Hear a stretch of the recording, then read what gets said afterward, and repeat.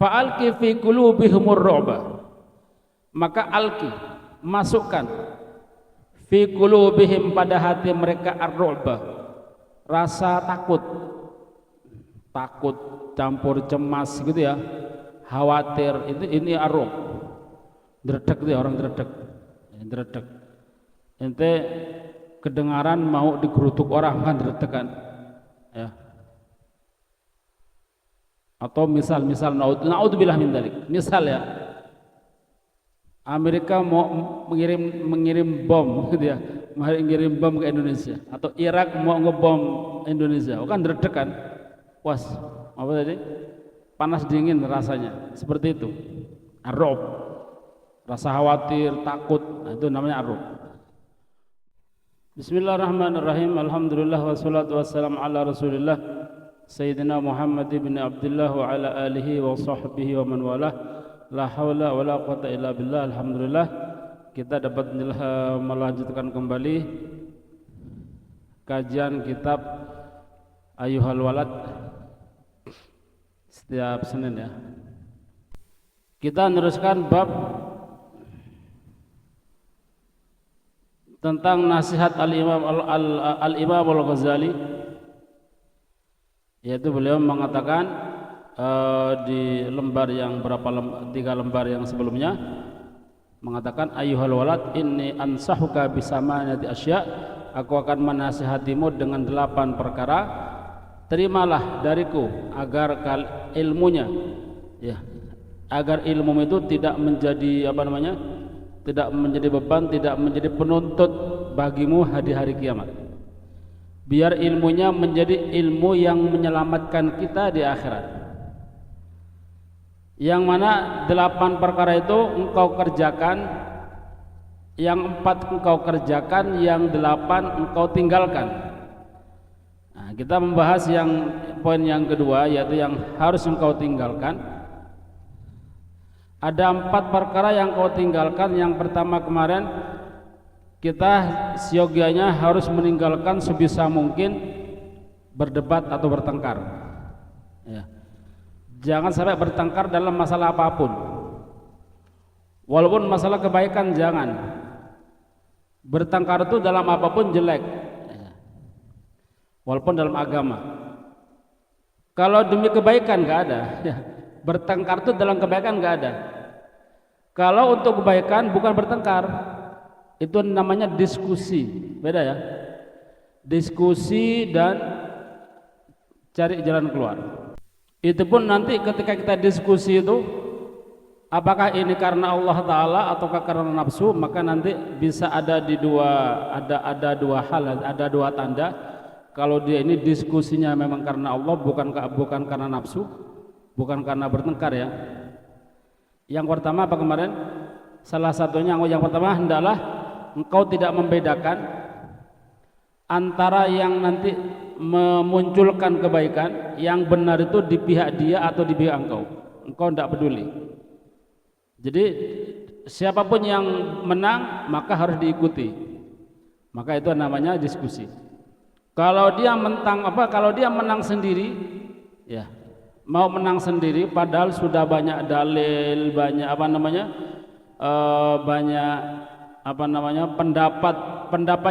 pendapat yang lain lebih unggul, dia lebih sedikit atau rendah pendapatnya, tidak sahih gitu ya, kok tetap mentang-mentang dia tidak mau mengakui kebenaran yang lawannya, berarti dia karena nafsu gitu ya. Yang kedua, pembahasannya tadi ketika dia berdiskusi bukan di tempat sepi, tapi harus di tempat yang ramai. Untuk apa? Supaya apa? Supaya nanti kalau dia yang kalah, malu benda gitu ya. Kalau dia tidak mau tempat yang ramai, berarti dia ada nafsu.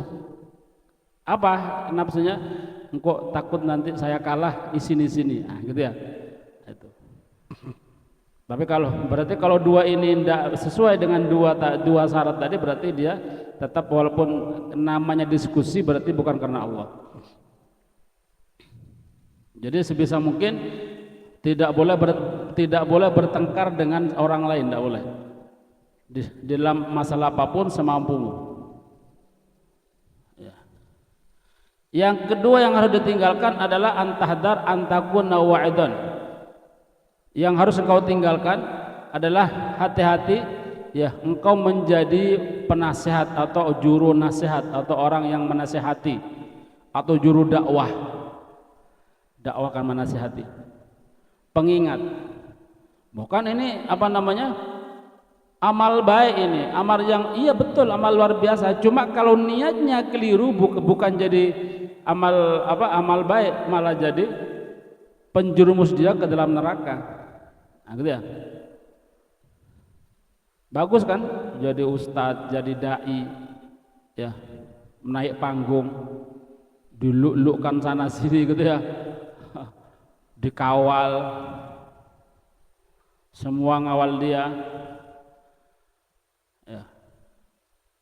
Nah, ini bahaya juga orang seperti ini. Ya. Kalau bisa jangan gitu ya.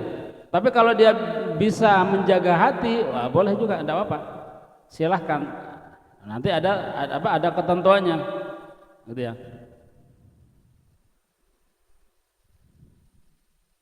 Li'anna fi afatun katsirah, karena di dalam menjadi wa'idan wa mudzakiran itu terdapat bahaya yang sangat besar sekali.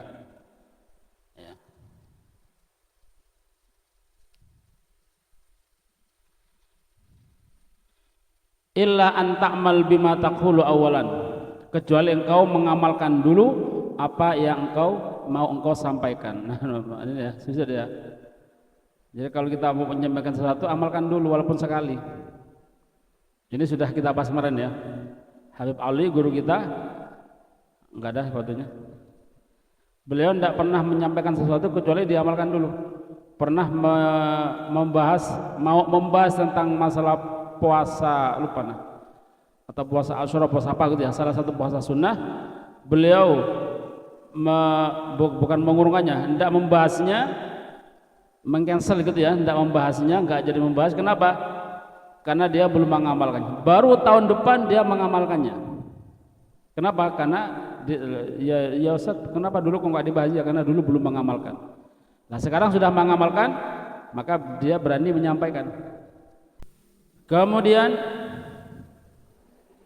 apa kemarin ketika menyampaikan, ketika dia sudah siap tampil untuk menjadi wa'idun wa mudzakiran gitu ya, orang yang mau menasihati, mau memberi peringatan ya, dan dia sudah mengamalkannya, sudah diamalkan ilmunya, dan dia sudah siap untuk menjadi wa'idun, maka juga harus berhati-hati. Maksudnya wa idza tulita, kalau engkau sudah diberi bala. Imam Ghazali ini padahal ini sesuatu yang baik, tapi kalau orang sudah masuk ke masalah ini, ke ranah ini dianggap bala bagi dia, gitu ya. Dia dianggap bala. Orang jadi penasehat, jadi orang yang mudzakiran gitu ya, jadi juru curhatan gitu ya, nah kan otomatis dinasihati kan. Ini Imam Ghazali menganggapnya sebagai bala, gitu ya. Bukan suatu kenikmatan, gitu ya. Kalau sudah diberi cobaan untuk bisa untuk mengamalkan amalan semacam ini, menjadi penasehat, menjadi orang yang mudzakir, yang mengingatkan, maka berhati-hatilah dari dua perkara. Yang pertama apa? An takalluf fil kalam bil ibarat wal isyarat wa at-tamah. Jangan harus menjaga dari memaksakan diri di dalam berbicara, membahas gitu ya, dengan memakai ibarat-ibarat atau kata-kata isyarah ahli sufiyah ya, atau kata-kata orang sufi yang sulit-sulit gitu ya. Ya kadang-kadang orang awam itu tidak perlu seperti itu. Tapi kadang dia maksa, kenapa? Supaya dikatakan orang hebat. Oh ini loh, ustadz ini loh ya, wah kalamnya kalam tinggi ya, gitu ya. Supaya digitukan, ya, kalam-kalam yang tinggi atau kalam-kalam. Ya. Padahal kadang-kadang yang dengarkan itu cuma kagum aja, mengamalkan enggak. Ya, itu sudah memaksa gitu ya, memaksa dalam mengatur bahasa gitu ya dan lain sebagainya. Lian apa katanya? Lian Allah Taala yubghidul mutakallifin, karena Allah Taala itu benci kepada orang yang memaksakan diri dalam apapun, dipaksakan. Tidak mampu dipaksakan, ini adalah satu orang dibenci oleh Allah. Orang yang memaksakan diri mesti melanggar batasan biasanya. Gitu ya. Kenapa kok Anda boleh maksa? Karena biasanya kalau maksa biasanya itu mesti identik dengan melanggar batas. Yang pertama, yang kedua dikatakan kemarin ini sudah kita bahas. Ya. Wal khaslah saniyah, perkara yang kedua yang harus ditinggalkan ketika menjadi wa'idan wa mudzakiran, hendaklah an la yaktakuna himmatuka, hendaklah keinginanmu, himmahmu, semangatmu itu dalam menasihati itu bukan karena untuk menghimpun orang-orang di dalam majlismu, supaya untuk menarik orang gitu ya, niatnya supaya untuk menarik orang dengan apapun ya, cek akeh sing teko mungkin seperti itu ya, itu tidak boleh. Atau biar dikatakan majelisnya majelis paling wah misalkan, itu kan tidak boleh. Kenapa? Li'anna hadza kulluhu mainun lidunya, karena ini semuanya adalah kulluhu mail itu berarti condong ke dunia.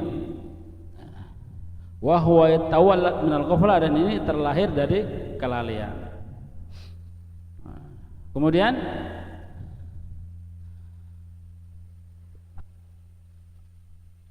fa'alqi fi qulubihim ar-ru'ba, ini ya betul ya. Yang sebelum itu akan tetapi dalam engkau memberi nasihat atau mengajak orang itu, niatmu adalah bal yang bagi an yakuna azmuka wa himmatuka, ya, keinginanmu dan niatmu itu hendaklah engkau mengajak manusia dari dunia, dari orang cinta dunia agar dia menjadi cinta akhirat gitu ya, dari orang ahli maksiat menjadi orang ahli taat. Asalnya orang tadi itu hiris ya, serakah terhadap dunia, niatmu supaya orang tadi bisa menjadi orang zuhud, dari pelit bisa menjadi orang yang loman, dari ragu, orang yang ragu bisa menjadi yakin, orang yang lalai bisa menjadi sadar, orang yang tertipu ya dari dunia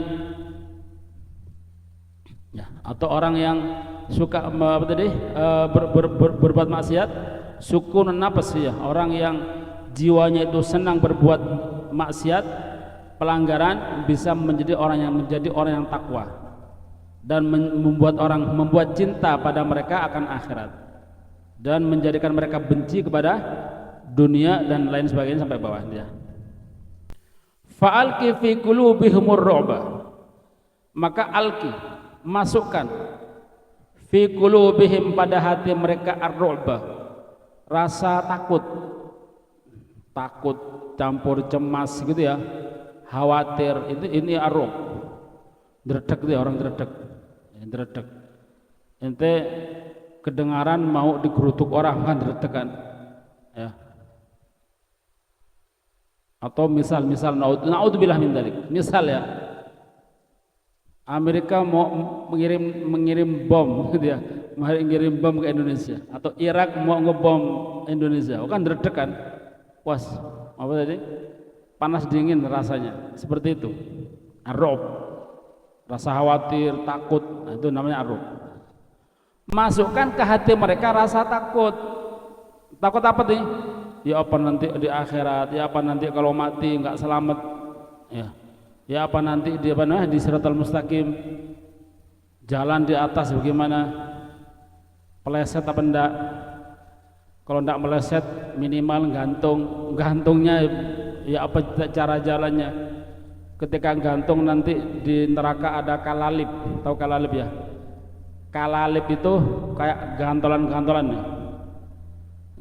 nanti kalau ngena ya kayak orang main game gitu ya kan,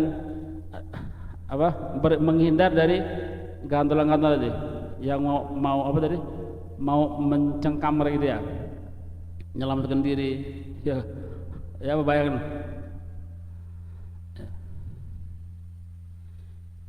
Itu kalau gantung lah, kalau jegur ya saya tidak tahu. Nah, tanamkan pada mereka itu seperti itu gitu ya. Tapi zaman sekarang tidak seperti itu. Orang-orang juru dakwah gitu ya, suruh nasihati orang malah jadi bahan tawaan. Karena alasan mereka engko lek gak digoyokno wong males gitu ya. Males, bosen, akhirnya mulai ya. Enggak diundang lagi akhirnya. Apa? Ustadznya kekerangan gitu ya. Ustadznya kekerangan. Ya berarti mereka tidak siap untuk itu. Ya. Karena kalau hanya gurauan gitu ya, dibikin tawaan, kadang memang sengaja mereka ya sengaja bikin tawaan. Nanti dia ya apa caranya ngomong supaya dibikin bahan tawaan sama si hadirin pendengar. Sampai kadang-kadang tawanya itu dibikin-bikin apa tuh? Hehe gitu ya. Supaya mereka juga tertawa. Warawwi'hum wa haddirhum amma yastaqbiluna minal makhawif. Bikin takut mereka gitu ya, bikin apa cemas mereka, wahadirhum dan bikin peringatan pada mereka, ojo dilulu gitu ya, bikin apa ingatkan mereka, wahadirhum ya, ingatkan mereka amma istaqbilun tentang sesuatu yang akan mereka hadapi di masa akan datang, istiqbal gitu ya. Dari sesuatu, dari apa-apa yastaqbilun yang akan mereka hadapi di masa akan datang, minal makhawifi dari hal-hal yang menakutkan di akhirat. Karena akhirat itu semuanya menakutkan. Ya. Kok dibikin gitu? Iya, karena nanti setelahnya itu bakal ada kenikmatan yang luar biasa, surga. Lah, untuk mendapatkan surga itu enggak gampang. Ya, kalau gampang ya wong semuanya masuk surga. Ada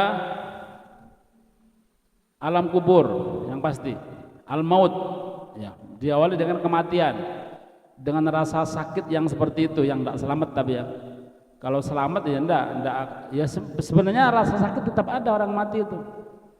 Dan rasa sakitnya orang meninggal itu seperti orang hidup dikuliti. Ente misalkan ada sapi atau kambing hidup-hidup diseseti, dikuliti, sakitnya seperti apa? Seperti itu. Kita aja ya kena pisau ke melentes ke bagaimana rasanya? Melentes toh. Ini dikuliti, diroek gitu. Kurang lebih seperti itu rasa sakit mati itu. Dan mati itu terjadi karena saking sakitnya. Secara logika begitu. Jadi orang meninggal itu gara-gara merasakan sakit yang paling sakit saat itu, maka dia meninggal. Ya. Paling nggak semaput, meninggal, pasti meninggal. Ya. Maka kalau sakitnya biasa-biasa, berarti ya tidak bakal meninggal, begitu. Dan jiwa itu seperti itu.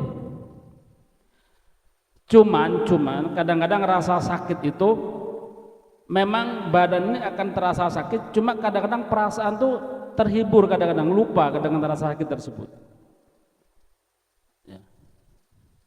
Seperti para sahabat zaman dulu ya, sahabat zaman dulu, para sahabat ada beberapa sahabat ya yang waktu itu terkena tombak, puluhan tombak ada di badannya. Bayangkan tombak, kalau sekarang kan dibius cabuti tombaknya, sudah gak kerasa. Dulu nggak ada bius.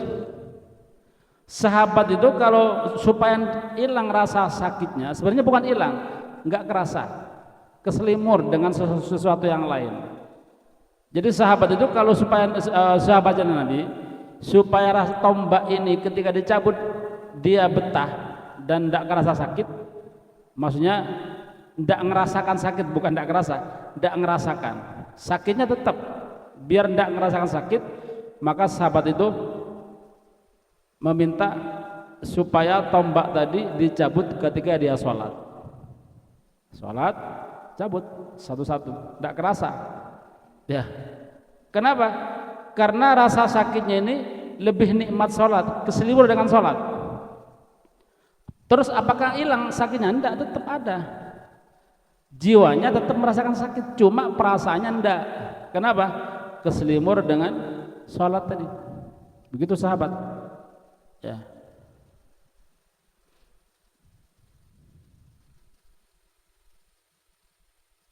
Sayyidina Ali Zainal Abidin ketika ada ketika ada kebakaran, ketika sedang sholat diteriaki oleh orang yang dari luar, ya, an-nar ya, api wahai cucunya Nabi, enggak kerasa.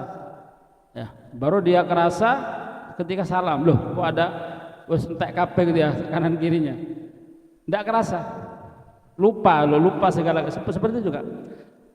Orang ketika naza sama seperti itu. Jadi kalau kita ini tidak memiliki kenikmatan gitu ya, tidak memiliki sesuatu yang kita nikmati, maka rasa sakit itu akan tetap kita rasakan. Tapi kalau kita memiliki kenikmatan gitu ya, kalau kita memiliki kenikmatan yang bisa kita rasakan melebihi dari sakit ini, maka suatu saat mati itu datang, maka tidak bakal kerasa. Ya. Kadang-kadang dia karena sholat karena nikmatnya sholat sehingga sakitnya nggak kerasa, moro-moro mati gitu ya. Kemudian nikmat baca Quran, moro-moro ketika buka Quran langsung nunduk gitu. Ada nikmat tidur nikmat tidur mau dicabut kesentek sudah ya, terus tidur malam nggak bangun pagi, ada seperti itu ya. Tapi sebenarnya rasa sakit tetap ada. Ini umum gitu ya. Jadi rasa sakit ini dikatakan seperti apa tadi? Seperti kulit dikelontos ketika hidup. Rasa sakit itu seperti itu. Ini secara umum seperti itu. Cuma orang-orang tertentu karena sakit tadi sudah terselimurkan dengan yang lain sehingga tidak kerasa sakit tersebut. Maka nanti kalau orang tuh nikmat ahli baca Quran, insya Allah matinya dimatikan oleh Allah dalam keadaan kebiasaan dia baca Quran dan tidak akan terasa. Ya, maka kata Nabi apa? Ya mutul mar'u ala ma'asya alaih gitu ya. Orang itu meninggal tergantung kebiasaan dia di dunia. Maka kalau dia biasa berbuat sesuatu, maka pasti meninggal ketika itu, ketika berbuat sesuatu tersebut. Dan kalau itu adalah masalah akhirat, biasanya akan nikmatnya ibadah tadi, nikmatnya sesuatu tadi melebihi rasa sakit yang menimpa badan sehingga tidak kerasa. Nah, gitu. Jadi ditakut-takuti dengan masalah itu gitu ya. Diawali dengan kematian yang sakitnya seperti itu. Nanti di akhirat di mahsyar sendirian. Ya. Di kuburan, di barzah sendirian. Di mahsyar berapa tahun? 50.000 tahun. Matahari didekatkan oleh Allah Ta'ala. Ini sudah kita bahas kemarin ya. Dan semacamnya ya.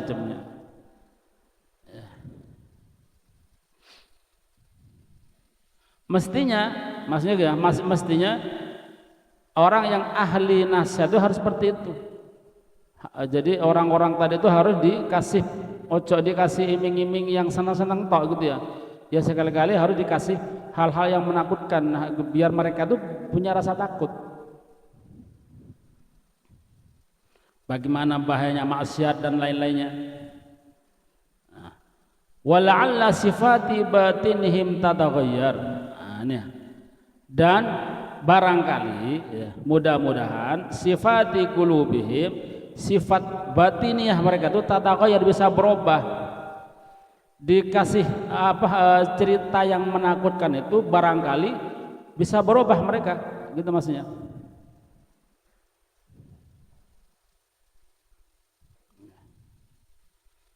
Yang tadinya tidak takut bisa takut.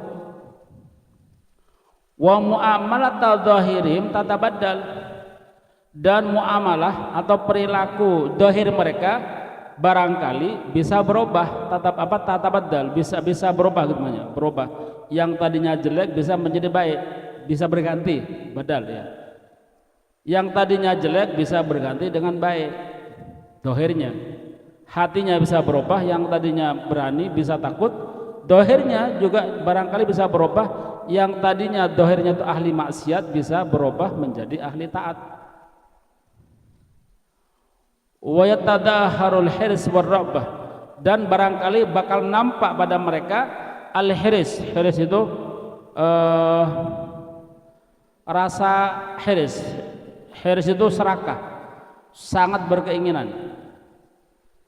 Warraghbah fit ta'ah, dan cinta senang di dalam melakukan taat. Yang tadinya kesukaannya itu adalah maksiat dan benci kepada taat, barangkali gitu ya, barangkali ditakut-takuti seperti itu Momoro menjadi orang yang hiris, bersemangat untuk melakukan ketaatan dan cinta kepada ketaatan, suka melaksanakan warraghbah. Raghbah itu suka, cinta ya.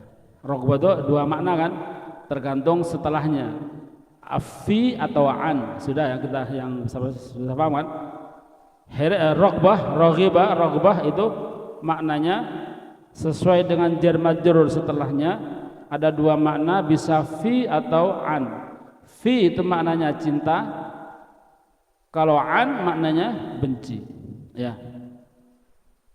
Raghbah fit ta'ah, cinta atau suka, cinta suka dalam ketaatan ya, barangkali seperti itu. Kalau raghbah an itu artinya jauh, benci.